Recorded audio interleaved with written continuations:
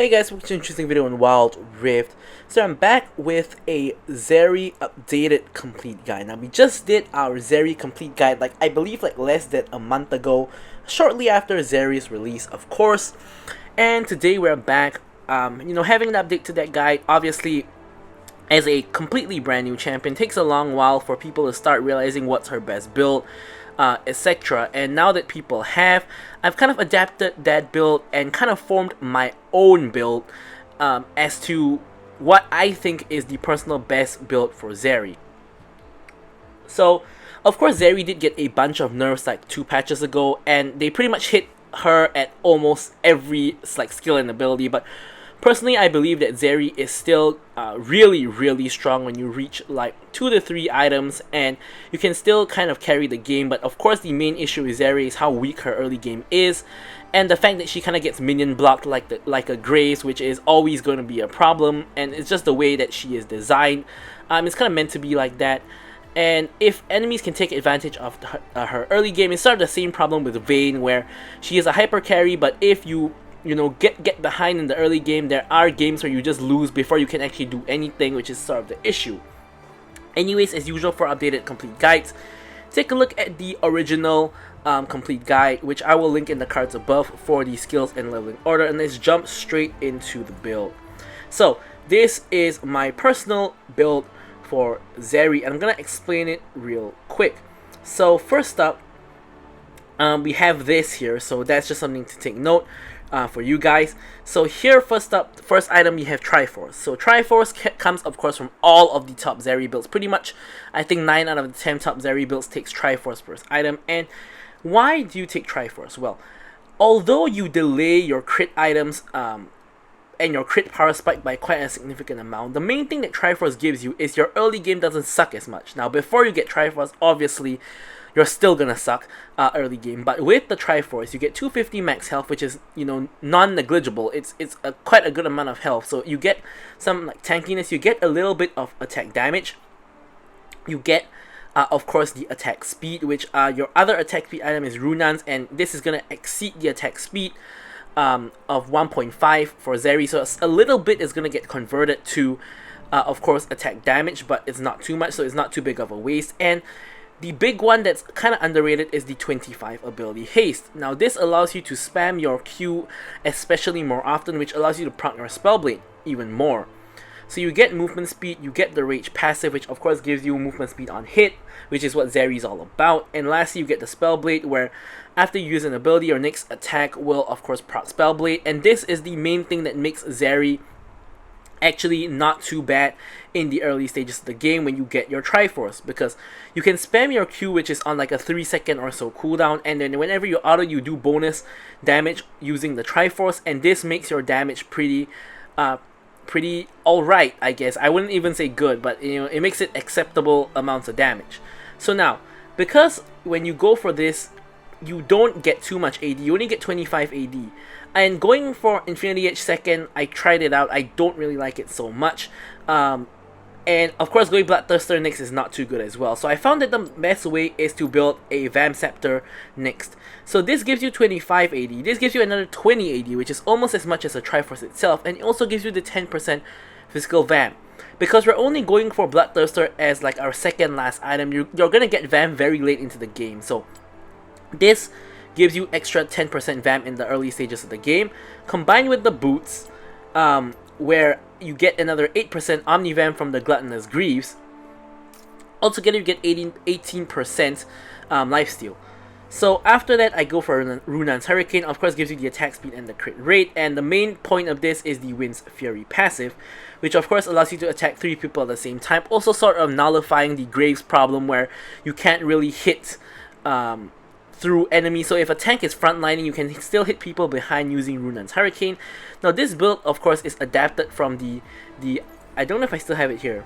Yeah, it's kind of adapted from the Essence Reaver Solari build, which I covered recently, which gives you a lot more ability haste, but I didn't quite like it, so this is my own build.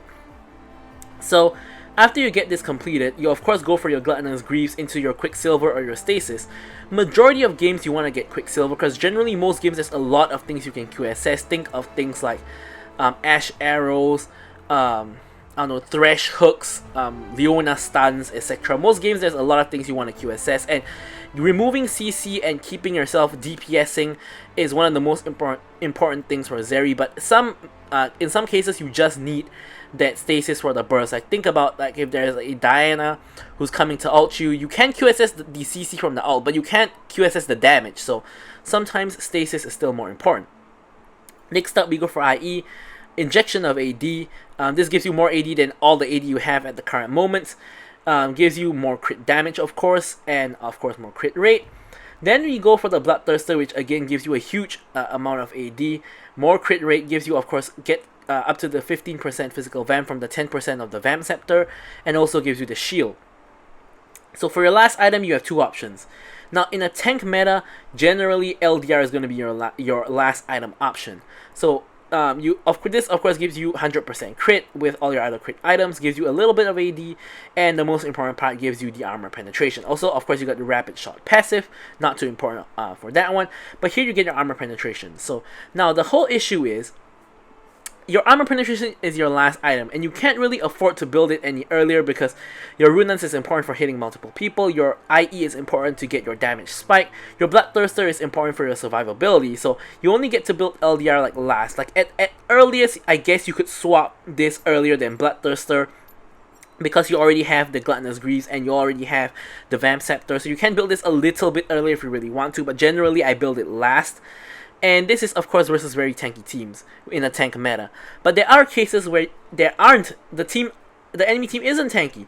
So in those cases, I go for the Navori Quick Blades, which of course gives you more ability haste, 100% crit as well, and more AD. But the main point of this is the Death Strikes passive, which of course reduces your ability cooldowns by 20% of the remaining cooldown whenever you crit, which is going to be every single attack since you have 100% crit. This is mainly for your E. Now, your Q cooldown is already going to be like 2 seconds in the late game, and your W cooldown is sort of like is not very important in the first place, but the main cooldown that you really care about is your E, which has a very, very long cooldown even in the late game, even with ability haste, and even when you attack and lower the cooldown of the E itself. So Navori Quick Blades is going to help you get your E back in a roughly 4 to 5 auto attacks, which is really important. But as I said, in the tank meta, majority of the time you're going to get LDR. Okay, so now let's briefly talk about the runes and the spells.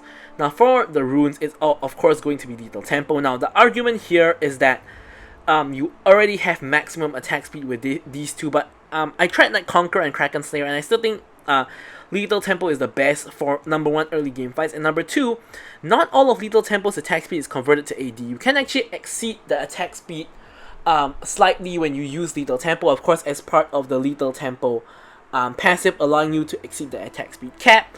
Of course it's still less for Zeri, but you do still get some attack speed from here. Hunter Vampirism, of course, for the lifesteal. Bone Plating for the anti-burst. Also, Nullifying Orb and Hunter Titan are options, but I think this is just better. And I go for Hunter Genius for the CDR, because I only have Triforce as my CDR in my whole build, so I do want to get CDR from here. Other options include like Nimbus Cloak or Sweet Tooth if that suits your playstyle. And for the spells, we go for Exhaust and Flash. Now there is also an argument for Ghost and Flash, or even Ghost and Exhaust. I'm actually testing out Ghost and Exhaust at the moment, and I think it's pretty good. Probably going to do a video on it eventually, but general default is general default is Flash and Exhaust. Of course, you could kind of mix and match between Ghost, Flash, and Exhaust as I just mentioned, but with all that out the way, let's jump into the gameplay itself. Alright, so now into the gameplay itself. Now, of course, as usual, if you guys enjoy the content, don't forget to like, comment, and subscribe. And of course, any questions, queries, or remarks, feel free to leave them in the comments below, and I will be sure to, of course, address them. So, first up, we're of course going to control ward this bush and wait over here. Now we can see that Karma is not with us, so we want to be cautious. We see a ward, so just going to clear the ward. We get hit by an Ashe W, but it's not too bad. Here we trade a little bit with Ashe, but because she is Conquer, and doing just a little bit more damage, but overall doesn't quite matter. Karma hits a Q, and I hit a Q as well to chunk out the Ashe. Blitzcrank is still missing, and of course we can't see this on the replay, but at this point I'm kind of spam pinging my team. Blitzcrank is not here. So this is actually a pretty tough lane. for Zeri, because the reason is actually Ashe is one of Zeri's worst lane matchups, in case you guys didn't know. The reason is that Ashe has the second longest range after Caitlyn, but aside from that, Ashe has a slow as well. So if you pick a bad fight like in the middle of the lane, you can very easily just get run down by the Ashe as a Zeri. Even if you have E sometimes, you can easily get run down by the Ashe, and surprisingly, you know, Ashe is kind of quite a bad ADC at the moment, if you guys take a look at my tier list, but against Zeri, she's actually really good. Like, Ashe just has some good matchups, and Zeri is one of them. And against Blitzcrank is of course also pretty hard, because the moment you get hooked, you're pretty much just instantly dead. So you're really squishy, and you can't really do very much if you get hooked, so of course we want to be careful of that. So here Blitzcrank goes in with the hook onto the Karma. Here I'm just dashing back. Ashe flashes forward, so I'm going to exhaust her now. They do eventually get the kill on Karma. Lee Sin kind of trolls here, comes in from behind and allows me to get a free kill in on him. My team is all rotating up, and here I flash forward to secure the kill onto the Ashe. Blitzcrank is taking heavy damage. Vi is tanking the tower. Here you can see the Graves problem where I'm hitting the tower instead of Blitzcrank, and I am very surprised that I died there, because I tanked only 2 tower shots and I was still like half health when I tanked the second one, and apparently Zeri is that squishy that you just die to the tower like so easily. But that was a actual pretty good death, all things considered. Don't know what's happening with my talking today, but all things considered, that was pretty good, because we removed our shutdown and gave it to Blitzcrank, the one person on their team who you want to give it to, considering he's going for tanky build. We didn't actually lose any minions here, because Twisted Fate actually helped us to thin out the wave so it doesn't push too fast, and Karma helped to pull the wave to the side so it doesn't crash into the tower. So we actually still get almost all of the minions. We don't really lose minions here, so we really didn't lose all that much. That death didn't really cost us a lot, whereas for the enemy team it cost them a lot of minions, and of course giving Zeri a triple kill in the early stages of the game is kind of bad. Like, as you guys can see here, I'm already at like level 5, halfway to level 6, with my ultimate ready, and Blitzcrank has only just hit level 5. Ashe is not even halfway to level 5. So still though, we don't necessarily want to pick a fight here, because even with our ulti, we don't necessarily hard win against the two of them. So we still want to be cautious. Ashe here hits level 5. Vi tries to come in for a gank, but Ashe, with Ashe Arrow and Blitzcrank hook, that's very dangerous. So we hurriedly back off. We don't want to you know, make any kind of hasty decisions and get ourselves killed. Here again, Blitzcrank very obviously going in. Lee Sin's coming in, we can see at the side. Here I ult and try to desperately trade the kill onto Blitzcrank. Doesn't quite happen. Once again, Vi is in the picture, and Twisted Fate comes for a roam. Unfortunately, I get hit by the Lee Sin's Sonic Wave Resonating Strike, and I do end up dying. If I didn't get hit by that, I think we would actually have been fine. But that's a little bit unfortunate. Lee Sin decides to trade the kill 1-for-1 with me instead of trying to escape. You know, not much we can do about that.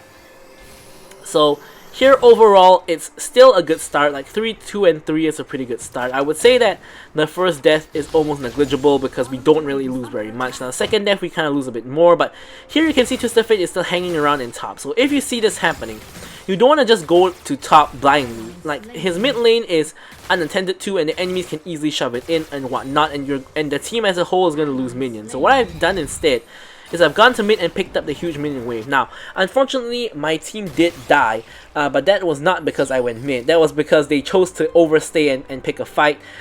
Sometimes those kind of things are out of your control. This was technically the correct macro decision, but unfortunately my team got into a fight they shouldn't have gotten into, and because of that, we end up giving up 2 kills.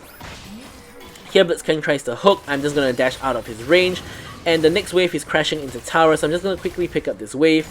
The dragon is of course going to spawn really soon. So here we're in a pretty good spot. We have the Triforce completed already. We have Control Ward ready for dragon, and in general we're just in a pretty comfortable position.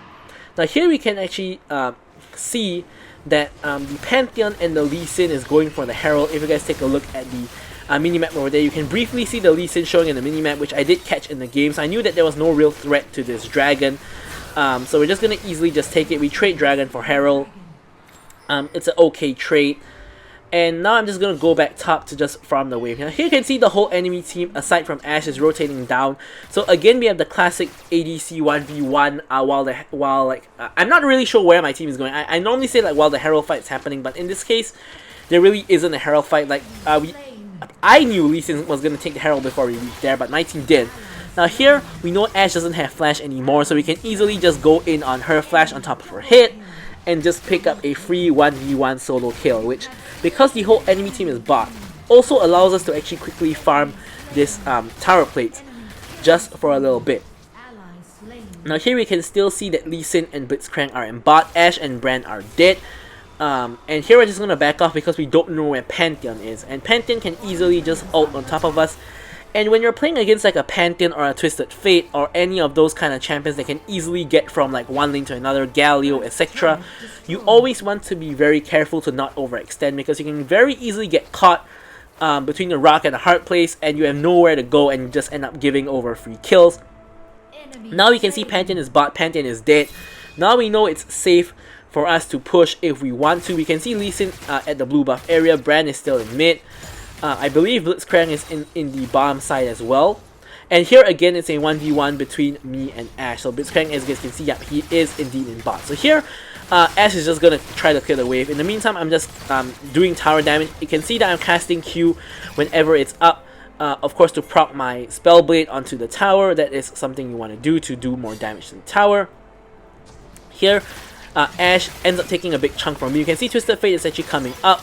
And here, I basically nearly, like, straight up just kill Ashe just from auto-attacking her a couple of times. Twisted Fate goes in, finishes the job, and here we can go back to, again, pushing. So here we can see Pantheon is posturing upwards. So here, this is why I'm not continuing to push. I'm backing off, because I know that Pantheon is there, and he can easily ult on top of me if I choose to overcommit. So here I'm just going to take the fruit, don't really need to back because there's nothing I can really buy. So here, I'm just going to wait for the next wave to come in, and here I'm just going to clear the next wave, as you guys can see here. So here the tower is really low, and I'm really keen to, of course, secure this tower, but unfortunately Lee Sin turns up to the party with the Blitzcrank. I try to escape over the wall. Again, I get hit by the Sonic Wave Resonating Strike, and I do end up dying. The only good news here is that the minions managed to get the tower in the meantime while the two of them were busy focusing me, which I guess is a good consolation prize.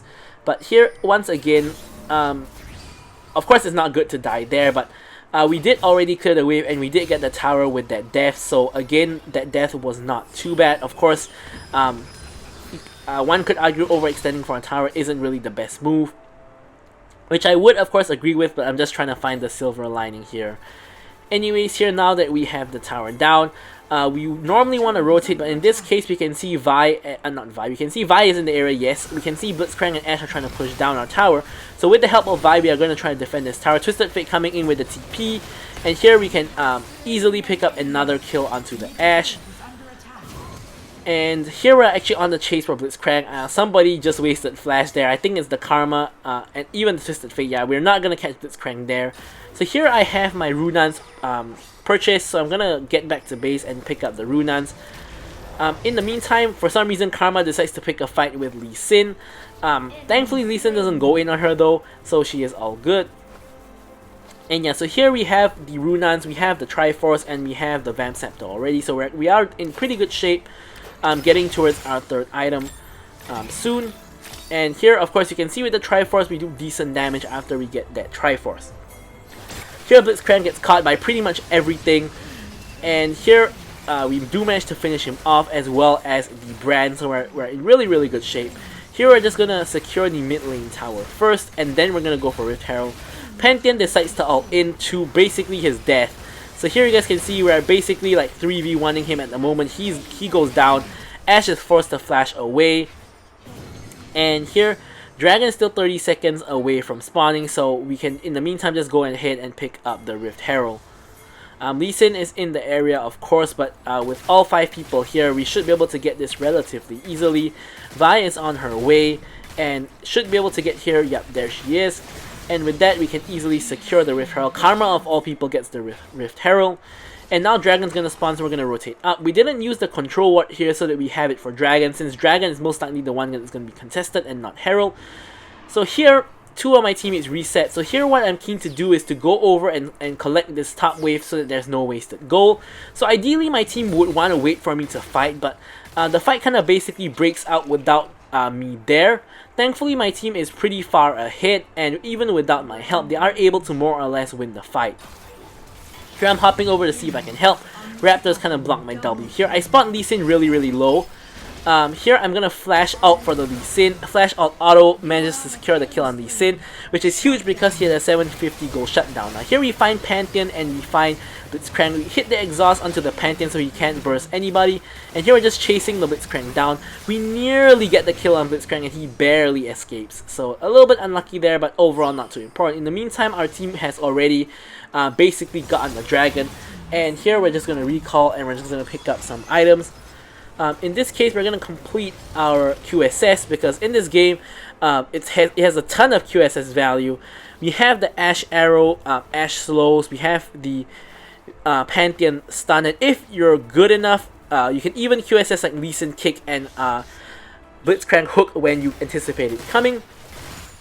Anyways, here we're just going to quickly farm up the jungle. Of course, we don't want to farm the red buff. Number 1, because we have one, and number 2, because we want to get the buff share so that Vi can get a red buff as well. But what we are going to do is we're going to farm the rest of the jungle instead. So we're going to get the Crows, we're going to get the Raptors, and we're going to let Vi take the red buff, help her out a little bit here. And then we're just going to take the red buff. Even though we already have one, ours is going to run out 3/4 of the way through already. So here again, another fight is breaking out without us. Like, honestly, the only reason why we're kind of winning these fights is because our team is very far ahead. But taking these fights are technically not a very good idea in the first place.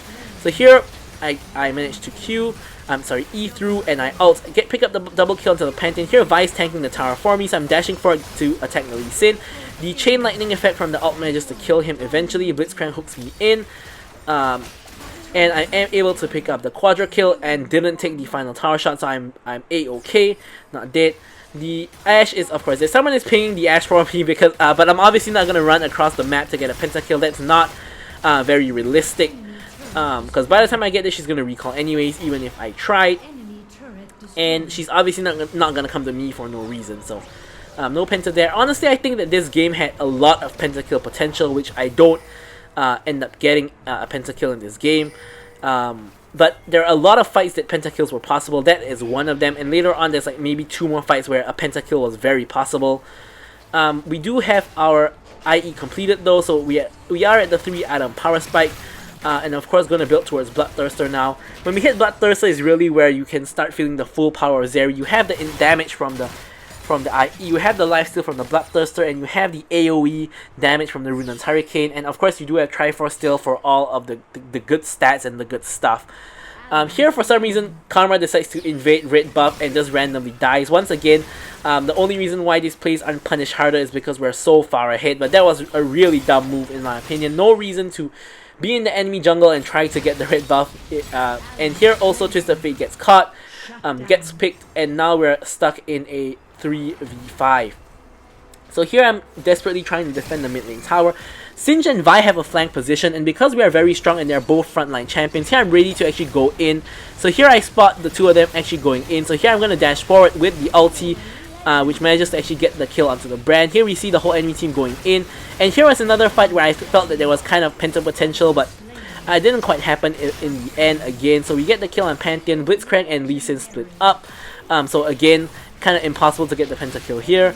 So and Singe got like I believe 2 of the kills anyways. So again, now we're gonna transition over to Baron. Of course, everyone's dead aside from Blitzcrank. Pretty much is a free Baron. Control warding the Baron pit as well, just in case. Twisted Fate actually outs to the Baron, which I don't really think is necessary. But anyway, we're gonna just secure this Baron with no fuss, and my team can finish off the last few hits. So I'm just gonna walk off to bot lane. There's a huge wave here, and you want to clear it quickly before we go back. And since we're already here, we're just going to pick up the Crux in the area as well. Again, we're not going to take the red buff because we can let Vi take it and we can get the buff share. So here we can back. We can, of course, pick up our Bloodthirster. And in this particular game, the enemy team wasn't very tanky. It was really only the Blitzcrank. So I was actually going to build towards the very quick blades. Now, interesting thing about the replay tool, now it shows how long Baron buffs last, which I believe wasn't there previously, but it's a really nice update. So here we're going to get red buff, and we see our team again picking another stupid fight. Another 2 people die.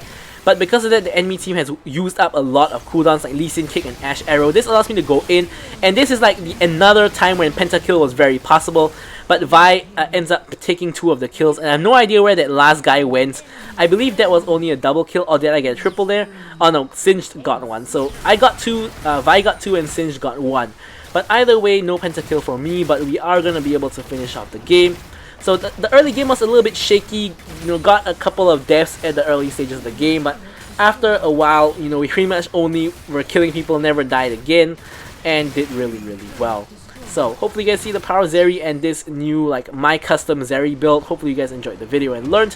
Thank you guys so much for watching the video. I'll leave you guys with the stats as usual, and goodbye.